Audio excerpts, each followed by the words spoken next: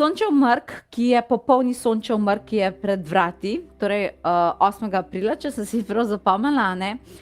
Mi bomo delali tudi zelo, zelo posebno meditacijo ob sončevem mrku, tako mistično, čarodejsko in tako dalje. Zakaj? Zakaj se vedno recimo takrat človek hoče vprašati o čarodejskih stvareh, zakaj si takrat želiš razmišljati o čemerkoli duhovnemu, o meditaciji, o magiji, o obredih, karkoli že ljudje delajo, a ne.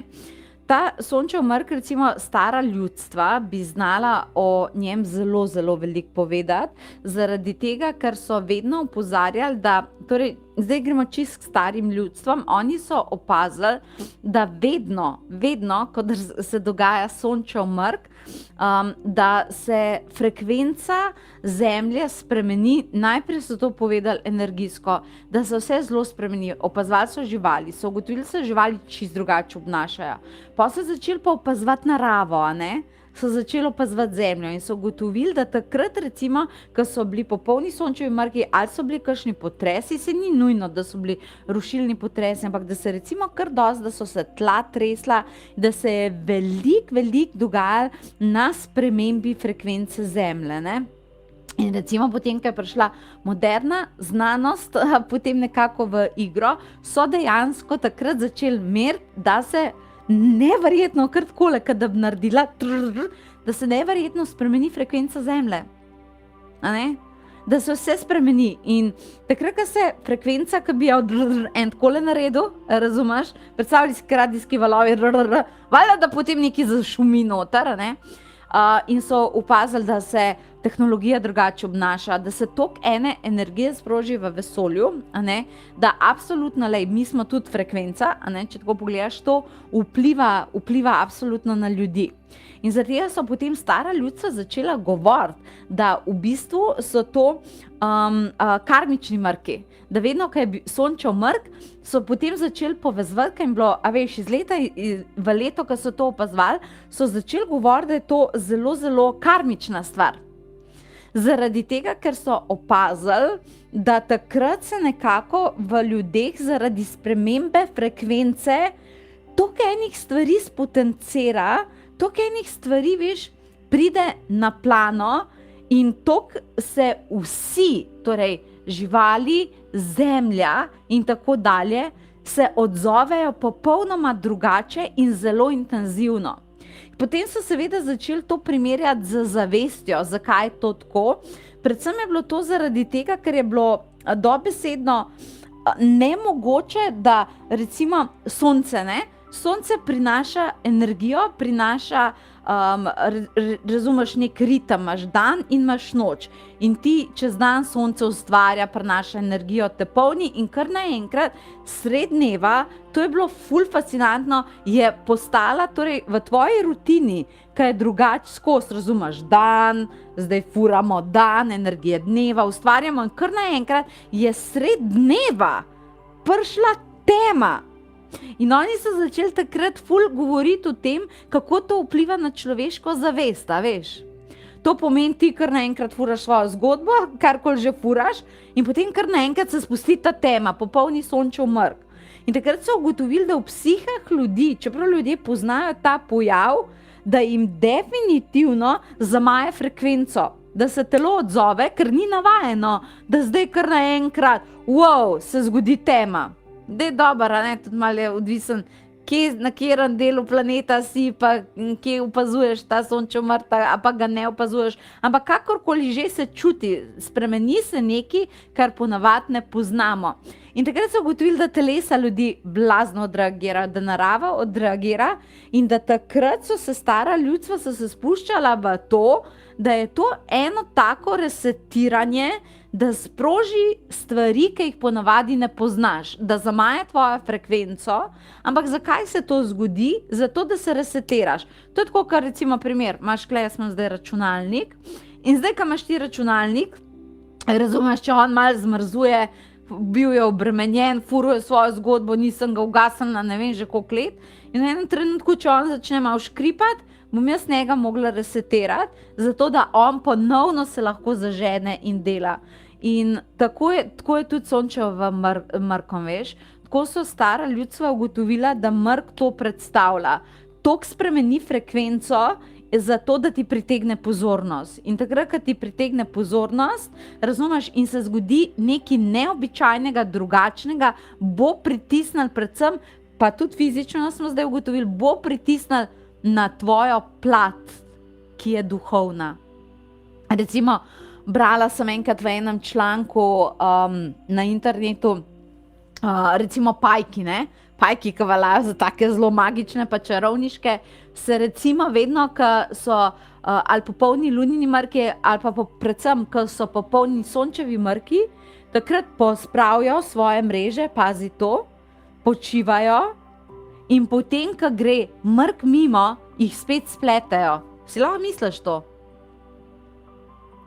To je nekaj neverjetnega. Kakšen v bistvu reset v manifestaciji pač neke živali. In isto tudi mi lahko pričakujemo, ne, pri popolnem sončevem mrku, da v bistvu, ko bojo te frekvence, jaz mislim, da bo to blazno čutiti. Ker se te frekvence v bistvu, ko se tako zašejkajo, ko se tako, razumeš, premaknejo, se bo zgodilo, da bo ogromen stvari v enem trenutku samo eskalirali. Zato mu tudi pravijo karmični popolni sončev mrk.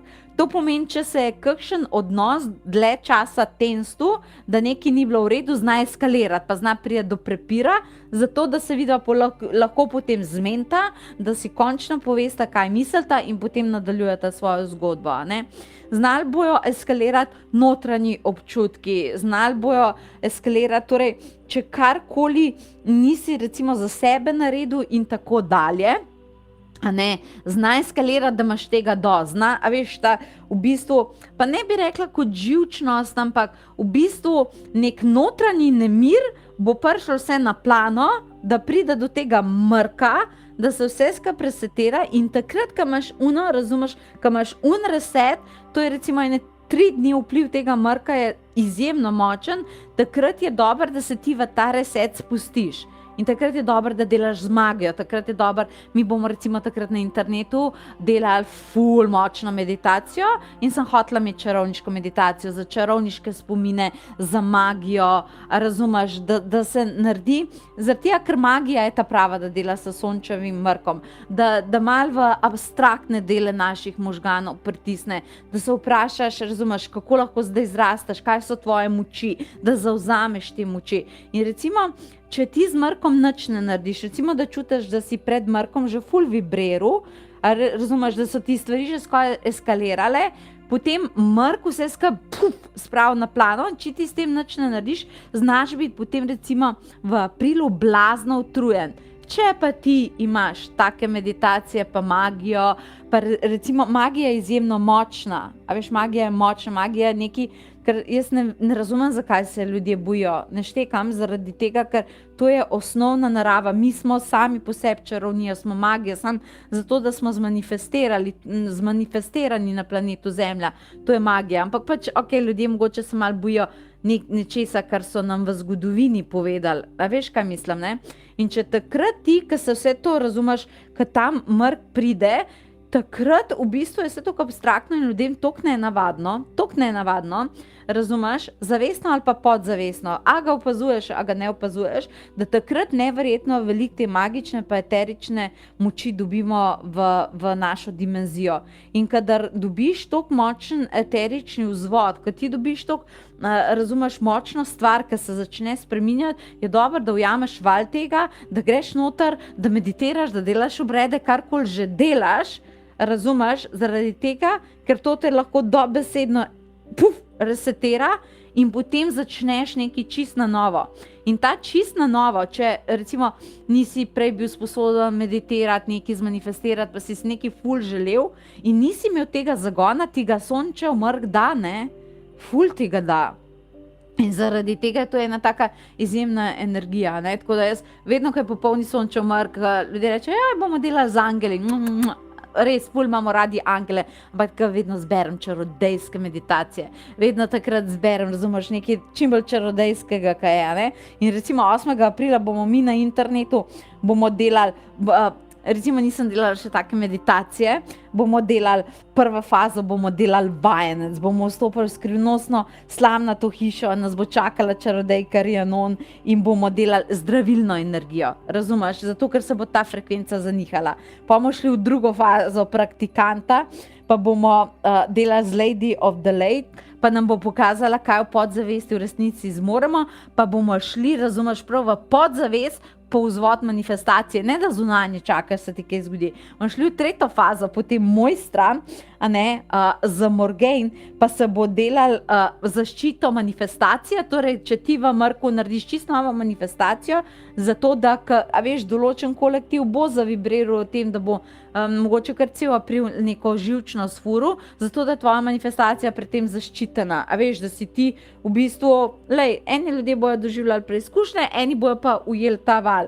In potem bo četrta faza, kjer si čarodejka, ki aktivacijo vodi Merlin in potem se bo delala manifestacija. Recimo to mi je delala za popolni sončev mrk, lahko si pogledaš na potovanje duše.si, meditacijo, ampak kakorkoli že, takrat hočeš iti v to, hočeš iti v eteriko, hočeš iti v ta abstrakt in karkoli je tebi že une frekvence, razumeš, majal, hočeš to ujeti, zakaj bi doživljal neko karmo, pa neke preizkušnje, pa tako naprej, ampak da to eskalacijo teh frekvenc ujameš, ker tako, ker bo za nekoga to malo živčno, lahko ti to ujameš za pozitivno, ker naslednje, ker nekaj ful intenzivno, lahko ti vzameš kot odskočno desko.